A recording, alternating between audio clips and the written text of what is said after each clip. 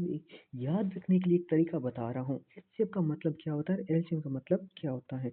HCF का सीधा simple सा तरीका आपको याद रखना है, सेम संख्या देखनी है।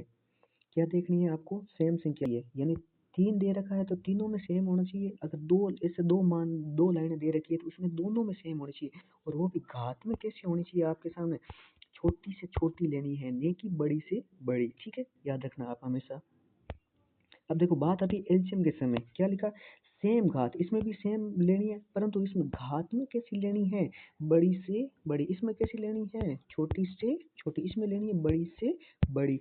और सेम सेम घातों को तो बड़ी से बड़ी लेनी है, और जितने भी मान पीछे रह गए शेष उनको भी लिखना जरूरी है।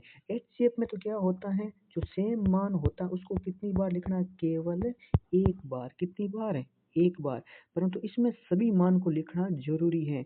परंतु बड़ी से बड़ी घात वो किस में देखनी है, सेम पदों वाले में, यानी इस लाइन में और इस लाइन में। देखो इसमें इसमें 2 की घात 3, इसमें भी 2 की घात 3, यहाँ 3 की घात, यहाँ 3 की घात कितनी है, 1, यहाँ पर 3 की घात कितनी है, 2, हमें बड़ी देखनी है 3 की घात 2, यहाँ 5 तो यहाँ पे 5, यानी जितने मान बाकी बच गए उनको भी लिखना है। 2 की घात 3 का मतलब 8, 3 की घात 2 का मतलब 9, 5 का 5 है तो 5, जब इनको गुणा करेंगे तो